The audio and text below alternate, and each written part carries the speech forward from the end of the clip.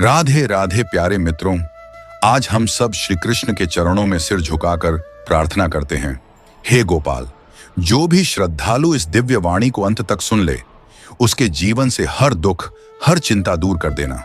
और जो भी इस संदेश को प्रेम से लाइक, शेयर और चैनल को सब्सक्राइब करे, उसके घर में अनंत कृपा की वर्षा करना।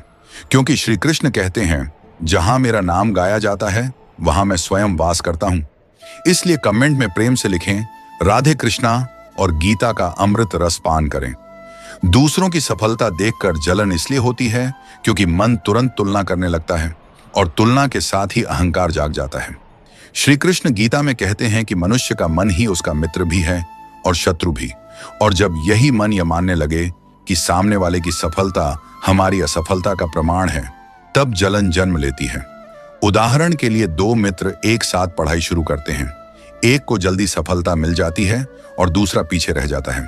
पीछे रहने वाला यह नहीं देखता कि उसके मित्र ने अधिक अभ्यास किया, सही समय पर निर्णय लिए या धैर्य रखा। वह केवल यह सोचता है कि मुझे पहले मिलना चाहिए था। यही सोच जलन बन जाती है। श्री कृष्ण समझाते हैं कि हर व्यक्ति का कर्म, क्षमता और समय अलग होता है, इसलिए फल भी अलग अलग समय पर मिलता है। जैसे खेत में बोए गए सभी बीज एक ही दिन फल नहीं देते, लेकिन हर बीज को उसका फल अवश्य मिलता है। जलन इसलिए भी होती है क्योंकि हम फल पर ध्यान देते हैं, कर्म पर नहीं। एक कर्मचारी दिन भर दूसरों की तरक्की पर चर्चा करता है, लेकिन अपने कौशल को सुधारने पर ध्यान नहीं देता, तब उसे हर प्रमोशन अपने खिलाफ लगता है। गीता में श्री कृष्ण कहते हैं कि जो अपने कर्तव्य से हटकर दूसरों के परिणाम देखने लगता है, उसका मन अशांत हो जाता है। जलन का एक कारण यह भी है कि हम ईश्वर के न्याय पर संदेह करने लगते हैं। जब किसी कम उम्र के व्यक्ति को बड़ा पद मिल जाता है, तो मन कहता है कि मेरे साथ अन्याय हुआ है, जबकि सच्चाई यह होती है कि हम उसकी मेहनत, संघर्ष और बलिदान नहीं देखते।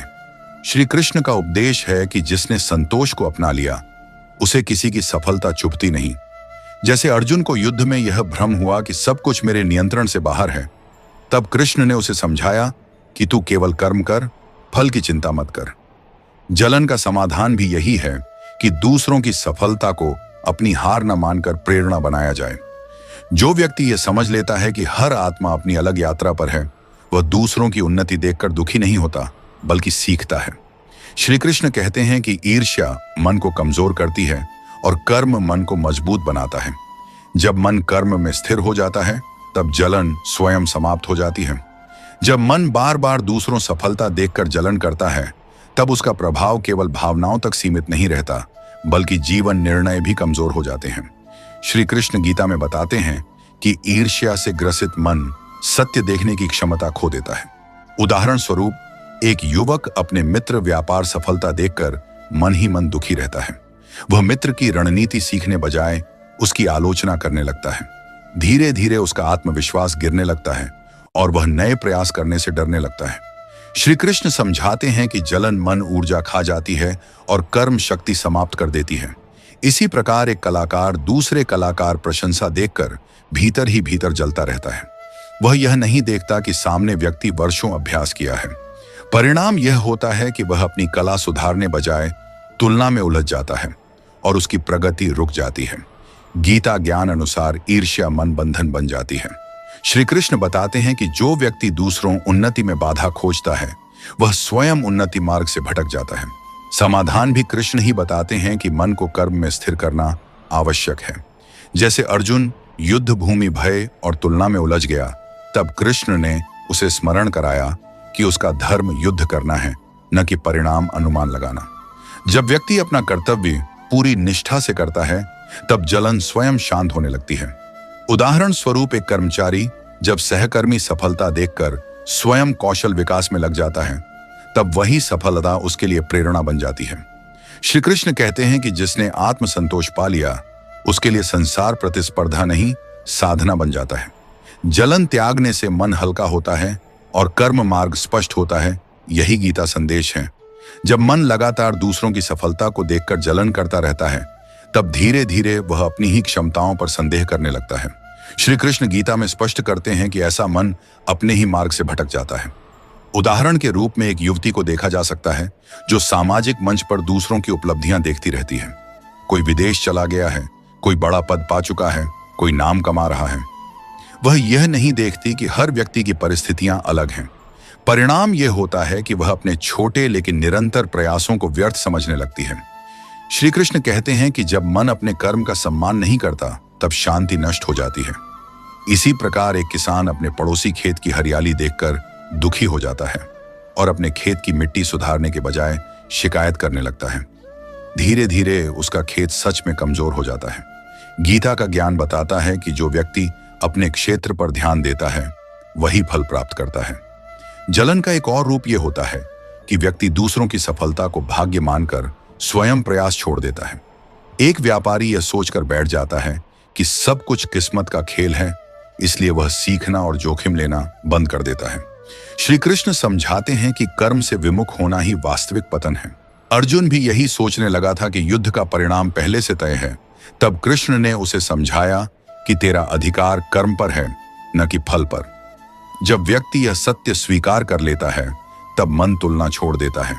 जैसे एक शिक्षक जब अपने शिष्य की सफलता देखकर गर्व महसूस करता है, तब वही सफलता उसकी साधना का फल बन जाती है। श्री कृष्ण का संदेश यही है कि जो व्यक्ति दूसरों की उन्नति में अपना विस्तार देख लेता है, वही सच्चे अर्थ में आगे बढ़ता है और उसी क्षण जलन का अंत हो जाता है। जब मन दूसरों की सफलता देखकर जलन करता है, तब वह वर्तमान क्षण में जीना भूल जाता है। श्री कृष्ण गीता में बताते हैं कि जो मन भूत और भविष्य में उलझा रहता है, वह वर्तमान कर्म से कट जाता है। उदाहरण के रूप में एक युवक को देखा जा सकता है जो हर समय यह सोचता रहता है कि उसके साथी उससे आगे क्यों निकल गए। इस सोच में वह आज क्या कर सकता है, इस पर ध्यान नहीं देता। धीरे धीरे उसके अवसर भी हाथ से निकल जाते हैं। श्री कृष्ण समझाते हैं कि जो व्यक्ति अपने आज के कर्तव्य को ईमानदारी से निभाता है, वही कल की चिंता से मुक्त हो जाता है। इसी प्रकार एक गृहिणी दूसरे घर की सुख सुविधा देखकर अपने घर के छोटे सुखों को महत्व देना छोड़ देती है। वह यह नहीं देखती कि हर घर के भीतर संघर्ष और जिम्मेदारियां छिपी होती हैं। गीता ज्ञान अनुसार तुलना दृष्टि को संकीर्ण बना देती है। जलन व्यक्ति को नकारात्मक दृष्टि दे देती है, जिससे वह अच्छाई भी दोष की तरह देखने लगता है। जैसे एक लेखक दूसरे लेखक की लोकप्रियता देखकर अपने लेखन पर संदेह करने लगता है, जबकि उसकी लेखनी में गहराई होती है। यदि वह तुलना छोड़कर अपने लेखन को साधना माने, तो वही उसकी पहचान बन सकती है। श्री कृष्ण कहते हैं कि मन को कर्म में स्थिर करना ही वास्तविक योग है। अर्जुन युद्ध भूमि में यही भूल कर बैठा था कि भविष्य परिणाम सोचकर वर्तमान कर्तव्य से हट गया। कृष्ण ने उसे याद दिलाया कि वर्तमान कर्म ही आत्मा शुद्ध करता है। जब व्यक्ति अपने वर्तमान कर्म में पूर्ण रूप से डूब जाता है, तब दूसरों की सफलता उसे विचलित नहीं करती, बल्कि दिशा दिखाती है, और उसी क्षण जलन का प्रभाव समाप्त होने लगता है। जब मन दूसरों की सफलता देखकर जलन करता रहता है, तब वह संबंधों में भी कड़वाहट भर देता है। श्री कृष्ण गीता में बताते हैं कि अशांत मन केवल स्वयं को नहीं, बल्कि अपने आसपास के लोगों को भी दुख देता है। उदाहरण के रूप में दो भाई एक ही परिवार में बड़े होते हैं। एक भाई अपने कार्य क्षेत्र में आगे बढ़ जाता है और दूसरा पीछे रह जाता है। यदि दूसरा भाई आत्मचिंतन करने के बजाय तुलना में उलझ जाता है, तो उसके मन में धीरे धीरे ईर्ष्या पनपती है, और वही ईर्ष्या प्रेम को कम कर देती है। वह भाई की सफलता में खुशी अनुभव नहीं कर पाता और संबंध बोझ बन जाते हैं। श्री कृष्ण समझाते हैं कि संबंध तब बिगड़ते हैं जब अहंकार कर्म से बड़ा हो जाता है। इसी प्रकार एक मित्र मंडली में जब किसी एक मित्र को सम्मान मिलता है और दूसरा मित्र स्वयं को उपेक्षित महसूस करता है, तो वह मित्रों से दूरी बनाने लगता है। वह यह नहीं देखता कि मित्र की सफलता उसकी हार नहीं है। गीता ज्ञान अनुसार जिसने भीतर संतोष पा लिया, वह दूसरों की उपलब्धि में भी आनंद ढूंढ लेता है। जलन मन को कठोर बनाती है और करुणा समाप्त कर देती है। जैसे एक माता पिता जब अपने बच्चे की तुलना पड़ोसी बच्चे से करते हैं, तो घर में तनाव बढ़ता है और बच्चे का आत्मविश्वास टूटने लगता है। श्री कृष्ण का संदेश है कि तुलना नहीं, बल्कि समझ ही शांति लाती है। अर्जुन युद्ध भूमि में अपने संबंध और भावनाएं देखकर विचलित हो गया था। तब कृष्ण ने उसे सिखाया कि धर्म का मार्ग भावुकता नहीं, बल्कि विवेक से चलता है। जब व्यक्ति विवेक से समझ लेता है कि हर सफलता अलग यात्रा का परिणाम है, तब वह संबंधों को बचा पाता है और उसी क्षण जलन धीरे धीरे समाप्त होने लगती है। जब मन दूसरों की सफलता देखकर जलन करता रहता है, तब वह आत्मसम्मान को धीरे धीरे खोने लगता है। श्री कृष्ण गीता में कहते हैं कि जिसने स्वयं का सम्मान खो दिया वह संसार से सम्मान पाने की आशा कैसे रख सकता है। उदाहरण के रूप में एक युवक जो अपने मित्र की लगातार बढ़ती पहचान देखकर स्वयं को तुच्छ समझने लगता है, वह यह भूल जाता है कि कभी वही मित्र उससे सीखता था। अब वह अपनी पहचान दूसरों की तुलना से तय करने लगता है और यही सोच उसका आत्मविश्वास कमजोर कर देती है। इसी प्रकार एक महिला अपने कार्य क्षेत्र में दूसरी महिला की प्रशंसा देखकर अपने वर्षों के परिश्रम को नगण्य मानने लगती है। वह अपनी योग्यता भूल जाती है और यही विस्मृति उसकी प्रगति रोक देती है। श्री कृष्ण समझाते हैं कि आत्मसम्मान का आधार बाहरी मान्यता नहीं बल्कि अपने कर्म के प्रति निष्ठा है। जलन व्यक्ति को अपने ही गुणों से अंधा कर देती है। जैसे एक खिलाड़ी दूसरे खिलाड़ी की जीत देखकर अभ्यास छोड़ देता है क्योंकि उसे लगता है कि वह कभी आगे नहीं बढ़ पाएगा। गीता ज्ञान अनुसार यह सोच मन को बंधन में डाल देती है। अर्जुन भी अपने सामर्थ्य पर संदेह करने लगा था। तब कृष्ण ने उसे स्मरण कराया कि तू योद्धा है और तेरा धर्म युद्ध करना है। जब व्यक्ति अपने स्वभाव और कर्तव्य को पहचान लेता है तब दूसरों की सफलता उसे छोटा नहीं बनाती। जैसे एक शिक्षक जब अपने छात्र की उपलब्धि देखकर स्वयं को असफल नहीं बल्कि सफल मार्गदर्शक मानता है, तब उसका आत्मसम्मान और मजबूत हो जाता है। श्री कृष्ण का संदेश यही है कि आत्मसम्मान भीतर से आता है और जब यह स्थिर हो जाता है तब जलन स्वतः समाप्त हो जाती है। जब मन दूसरों की सफलता देखकर जलन करता रहता है तब व्यक्ति धीरे धीरे अपने उद्देश्य से भटकने लगता है। श्री कृष्ण गीता में बताते हैं कि जिसने अपने स्वधर्म को छोड़ दिया वह दूसरों का मार्ग अपनाकर कभी शांति नहीं पा सकता। उदाहरण के रूप में एक युवक कला में रुचि रखता है लेकिन अपने मित्र को तकनीकी क्षेत्र में सफल देखकर वही मार्ग अपनाने लगता है। वह अपनी रुचि और क्षमता को नजरअंदाज कर देता है और परिणाम स्वरूप न तो नए क्षेत्र में आगे बढ़ पाता है और न ही पुराने क्षेत्र में लौट पाता है। इसी प्रकार एक युवती सेवा भाव से समाज कार्य करना चाहती है लेकिन जब वह अपने साथियों को बड़े पदों पर देखती है तो उसे लगता है कि उसका कार्य महत्वहीन है। वह अपने उद्देश्य पर संदेह करने लगती है जबकि उसका कार्य अनेक जीवन बदल सकता था। श्री कृष्ण समझाते हैं कि प्रत्येक आत्मा को एक विशेष स्वभाव और कर्म सौंपा गया है। जलन तब बढ़ती है जब व्यक्ति अपना स्वभाव त्याग कर दूसरों का जीवन जीने लगता है। जैसे एक किसान यदि अपनी जमीन छोड़कर दूसरे की जमीन पर खेती करने लगे तो उसका खेत सूखा ही रहेगा। गीता ज्ञान अनुसार स्वधर्म में किया गया छोटा कर्म भी परधर्म के बड़े कर्म से श्रेष्ठ है। अर्जुन भी यही भूल कर बैठा था कि वह युद्ध से हटकर किसी और मार्ग को चुन सकता है। तब कृष्ण ने उसे समझाया कि यही उसका धर्म है।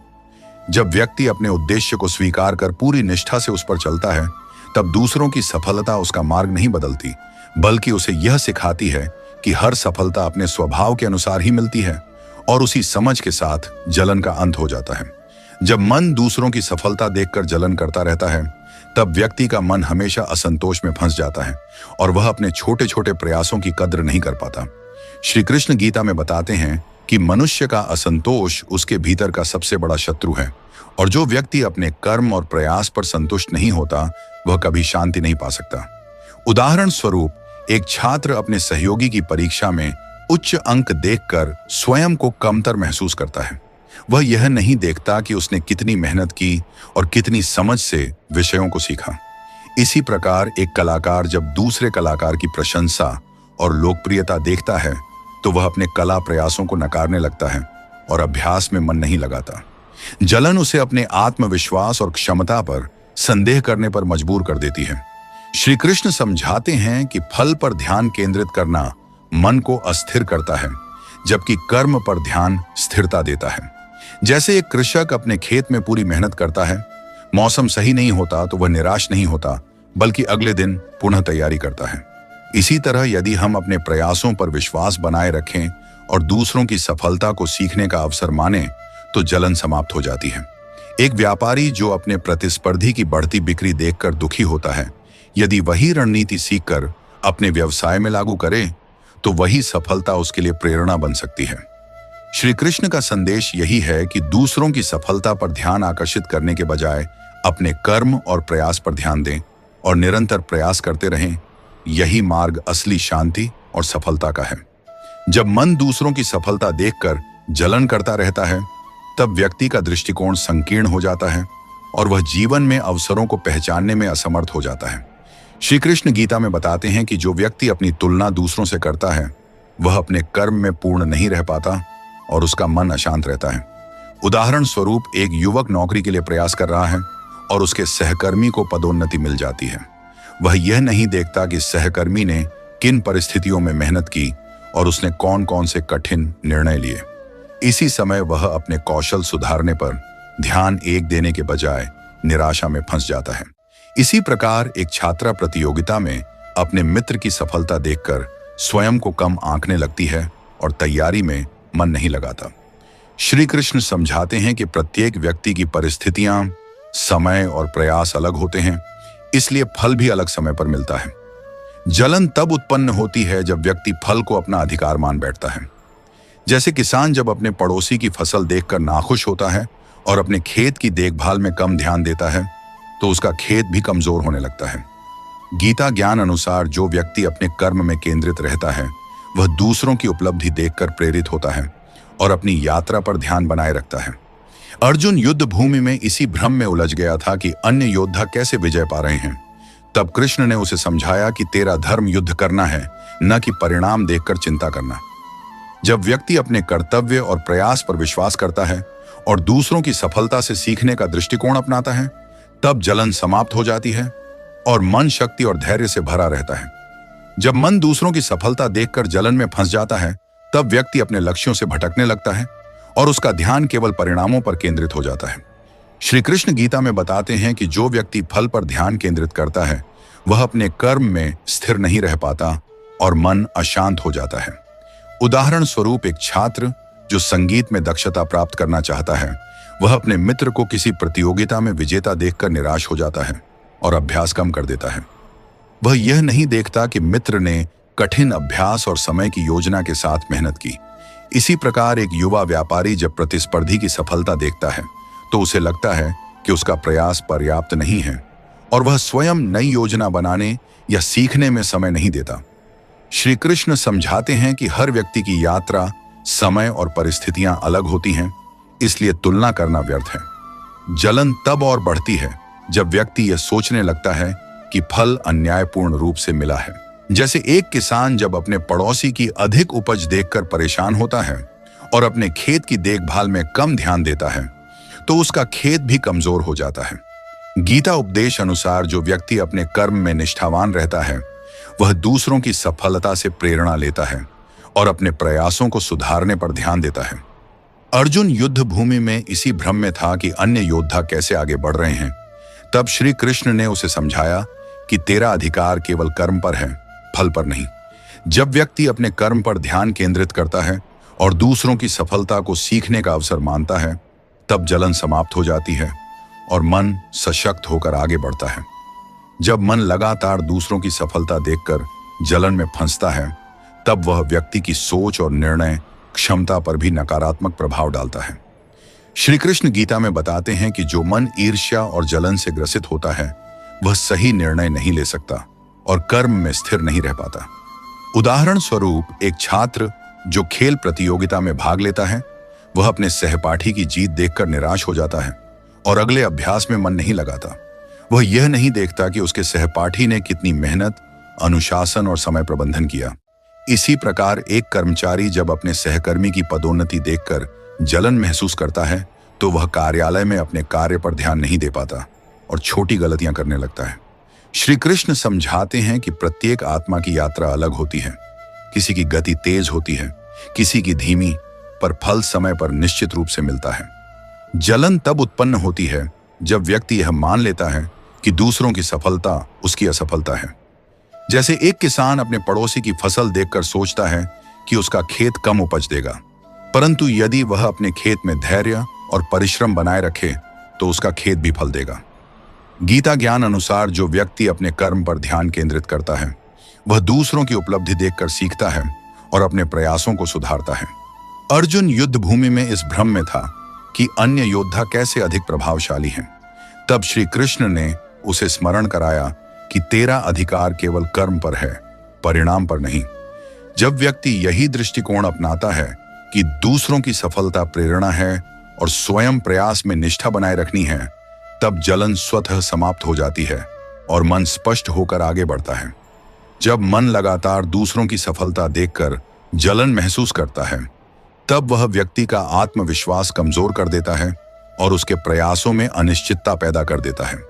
श्री कृष्ण गीता में बताते हैं कि असंतुलित मन व्यक्ति को भ्रम में डाल देता है और यही भ्रम उसकी प्रगति में बाधा बन जाता है।